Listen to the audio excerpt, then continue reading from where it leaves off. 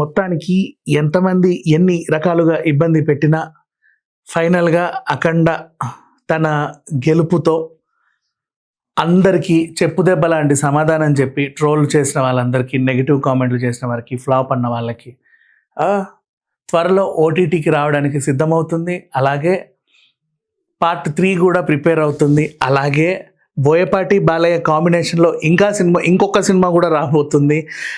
And ఒకటి చెప్తా వినండి. చాలామందికి ఇది అర్థం కాని విషయం ఏంటంటే, ఒకప్పుడు మనకి కథలు ఎలా ఉండేవంటే, ఫస్ట్ కథ ఉండేది. కథ ఉన్న తర్వాత ఆ కథ బరువును బట్టి ఎవరి చేత నటింపజేస్తే దీని వాల్యూ ఇంకా పెరుగుద్దని నటీనటుల్ని వెతుక్కునేవాళ్ళు. అలాగే ఎన్టీఆర్ గారి చేతికి, ఏఎన్ఆర్ గారి చేతికో, సావిత్రి గారి చేతికో, భానుమతి గారి చేతికో, ఎస్వి రంగారావు గారి చేతికో ఇట్లా కథలు, మంచి మంచి కథలు వెళ్ళేవి. బోళ్ళన్ని కథలు వాళ్ళు అలాగే పోషించి, పండించి ఆ కథకు న్యాయం చేసేవాళ్ళు. తర్వాత ఏమైందంటే, ఫ్యామిలీకి నీతులు చెప్పడం స్టార్ట్ చేశాం. అవి ఎలాంటివి? తర్వాత దేవుళ్ళకి సంబంధించిన సినిమాలు ఎక్కువ వచ్చేవి. గ్రామ దేవతలు, పాములు, ఇలాంటి సినిమాలు. ఆ తర్వాత భక్తిరస సినిమాలు అయిపోయి, అంటే సోషియో ఫ్యాంటసీ, కొంచెం భక్తి, మనుషులు ఉండేలాగా. ఆ తర్వాత ఏమైంది, ఫ్యామిలీ ఆడియన్స్ని మెప్పించేలాగా మంచి మంచి కథలు, నీతులు చెప్పేవాళ్ళు. దాంట్లో ప్రతి సినిమాలో ఒక మెసేజ్ ఉండేది. అలా మంచి మంచి క్యారెక్టర్స్ పోషించారు హీరోలు. హీరోలకంటే ఏంటంటే, ఇప్పుడు ఫర్ ఎగ్జాంపుల్ పెదరాయుడు అనుకోండి, ఆయన ఏదో చెబితే, ఇప్పుడు భార్య అంటే ఏంటి, అదంటే ఇదంటే కొన్ని భారీ డైలాగులు చెప్తే జనాలు మారేవాళ్ళు. అండ్ లేడీ ఓరియంటెడ్ ఫిలిమ్స్ కొత్తవి, ఆహ్వానం లాంటి సినిమాలు, శుభలగ్నం లాంటి సినిమాలు, మావి చిగురు లాంటి సినిమాలు, మా విడాకులు లాంటి సినిమాలు, బోళ్ళని వచ్చేసరికి అదొక టైప్ ఆఫ్ ఎంటర్టైన్మెంట్. అలాగే కె రాఘవేంద్రరావు గారు తీసిన కొన్ని ఎంటర్టైన్మెంట్ సంబంధించిన సినిమాలు, లైక్ హలో బ్రదర్, మూడు ముక్కలాట, ఇలాంటివన్నీ కూడా అదొక జోనర్. ప్రతి దాంట్లో కథకు ఇంపార్టెన్స్ ఉండేది. కథతో పాటు పాత్రలు రన్ అయ్యేవి, వాటితో పాటు మంచి మంచి పాటలు వచ్చేవి. అందరం ఎంటర్టైన్ అయ్యేవాళ్ళం. అందరి పర్ఫార్మెన్స్ గురించి, అందరి performance in sense technical team and acting team మాట్లాడుకునేవాళ్ళం. తర్వాత ఏమైందో తెలీదు, టాలీవుడ్కి స్టార్ అనే ఒక జబ్బు వచ్చింది. ఈ స్టార్ జబ్బు ఎప్పుడు వచ్చిందో తెలీదు. అప్పటి నుంచి ఏంటంటే కథలు లేవు, నిర్మాతల దగ్గర కథలు రావట్లా. నిర్మాతే ఒక హీరో దగ్గరికి వెళ్ళి డేట్లు అడుగుతున్నాడు. సార్ మీ డేట్లు, బాబు గారు మీ డేట్లు. వాడికి ఏవో ఇరగదీసే లెవెల్లో ఏందో ఉన్నట్టు డైరీలో 4 పేపర్లు చింపి ఇదిగోండి నా డేట్లు అని ఇచ్చేవాడు. ఈ డేట్లను తీసుకెళ్ళి బాబుగారి డేట్లు అని చెప్పేసి డైరెక్టర్ ఎవరిని ఫిక్స్ చేద్దాం, మ్యూజిక్ ఎవరిని ఫిక్స్ చేద్దాం, హీరోయిన్ ఎక్కడి నుంచి తెప్పిద్దాం అని చెప్పి అనేవాళ్ళు. ఇప్పుడు ఆ డైరెక్టర్కి వచ్చి నా దగ్గర బాబుగారి డేట్లు ఉన్నాయి. ఇంతకుముందు ఏంటి, కథ ఉంది, కథకి సరిపడా కథానాయకుడు ఎతికేవాళ్ళు. కానీ ఇప్పుడు అట్లా కాదు, బాబుగారి డేట్లు ఉన్నాయి, మా దగ్గర ఒక బాబుగారు ఉన్నారు, ఓకేనా. ఈ బాబుగారిని పెట్టి ఒక కథ రాయబోయి, ఇప్పుడు వాడు కథ బాబుగారు చుట్టే రాయాల. వాడు అడిగేస్తే దుమ్ము లేవా, ఇంకేదో చేస్తే ఇంకేదో చెయ్య, ఇంకేదో. సరే బాబుగారిది అయిపోయింది పార్ట్. ఇప్పుడు బాబుగారు కొట్టడానికి విలన్లు కావాలి, విలన్ పెట్టు. సరే బాబుగారిది అయిపోయింది, బాబుగారు కొట్టడానికి విలన్లు అయిపోయి, మరి బాబుగారు కొంచెం రొమాన్స్ చేయడానికి ఒక హీరోయిన్ కూడా కావాలి. ఎక్కడి నుంచి తెప్పించి 4 పాటలు ఆయన చుట్టూ తిరిగా వెళ్ళిపోవాలి, అంతే. ఇంతకు మెసేజ్ ఏమి ఇద్దాం ఈ సినిమా ద్వారా? మెసేజ్ ఏమి తెలియదు, మన బాబుగారు ఉన్నారు కదా సరిపోద్ది, బాబుగారే మెసేజ్. ఇట్లాంటి సినిమాలు. తర్వాత అమ్మో బాబోయ్ మీకు దండం,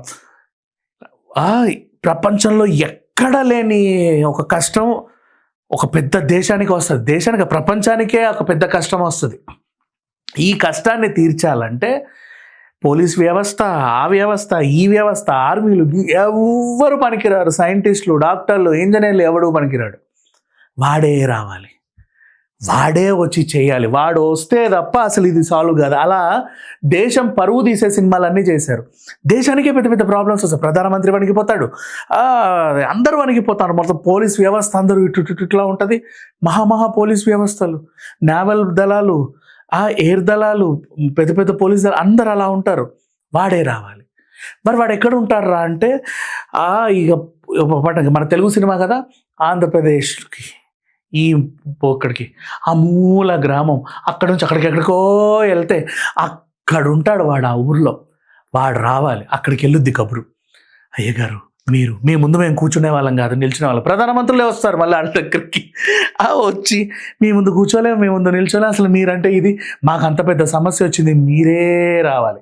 వీడు ఎందుకు రావాలిరా బాబు అంటే ఆడికో ఫ్లాష్ బ్యాక్. గతంలో వాడు అక్కడ ఏదో పోస్టులో చేసి తర్వాత రిటైర్మెంటో లేకపోతే సస్పెండ్ అయ్యి ఇక్కడ ఉంటాడనమాట. అట్లాంటి కథలన్నీ రాసి దేశం పరువు తీసి, అంటే ఎవరికీ చేతగాని విన్యాసాలన్నీ వీడికే వచ్చినట్టు, ఎవడూ చేయలేని పనులన్నీ వీడే చేసినట్టు అడ్డమైన సినిమాలు తీసి వాడి చుట్టే తిప్పి బాబుగారు డేట్లమ్మి ఇండస్ట్రీని భ్రష్టు పట్టించారు చెప్పాలంటే.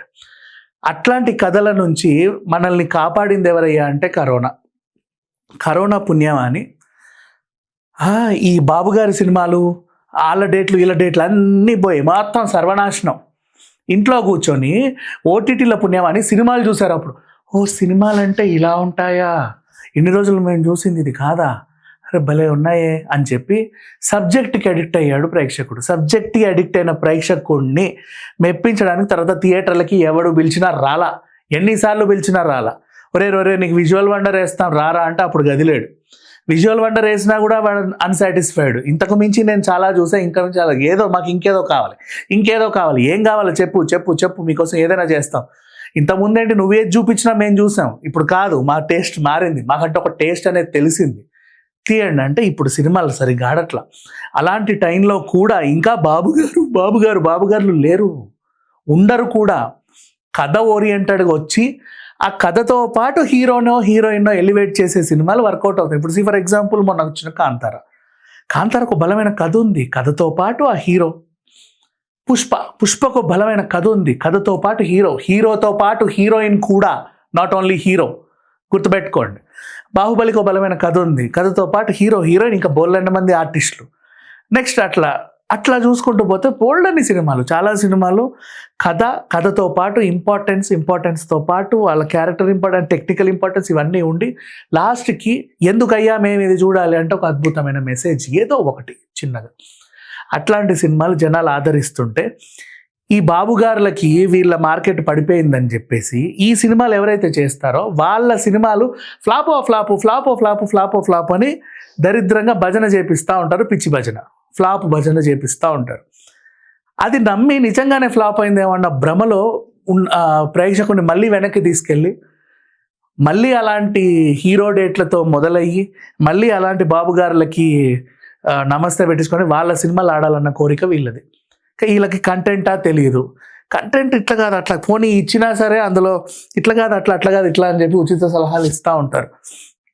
అలాంటి సినిమాల నుంచి జనాలందరూ ఎంత వయసు వచ్చినా, మళ్ళీ ఇంకో మర్చిపోయి, ఎంత వయసు వచ్చినా ఆడు పూల చొక్కాలు వేసుకొని ఆ నడుము తిప్పుకుంటా ఇటు తిప్పుకుంటూ ఎగిరాలన్నమాట.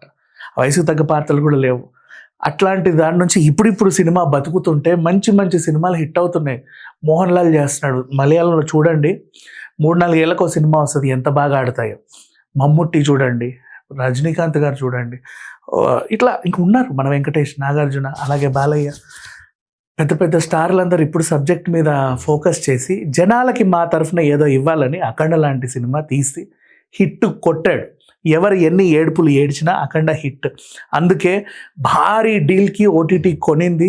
ఫ్లాప్ అంటే ఏ ఓటీటీలు కూడా కొనడానికి ముందుకు రారు. బట్ అది ఓటీటీ వాళ్ళకి తెలుసు కాబట్టి ఏది హిట్ ఏది ఫ్లాప్ అని చెప్పేసి మంచి భారీ డీల్ ఇచ్చి అఖండను తీసుకున్నారు.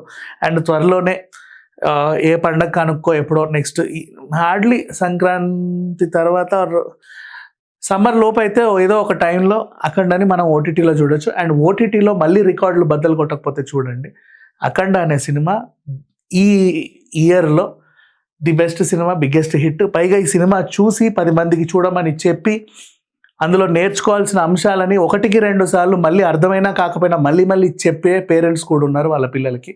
అది కాకుండా and as soon as possible ఏదో ఒక టైంకి ఓటీటీలో మనం చూడబోతున్నాం, కొన్ని వారాల తర్వాత వస్తుంది. అప్పుడు ప్రేక్షకులు మళ్ళీ ఇలాగే బ్రహ్మరథం పడతారని ఆశిద్దాం. అండ్ అప్పుడు ఓటీటీలో వెలబోతున్న అఖండ ఎవడు చూడట్లేదంటే అఖండ అనే వార్తలు మళ్ళీ వస్తాయి. దయచేసి అవి పట్టించుకోకండి అయ్యా. Thank you.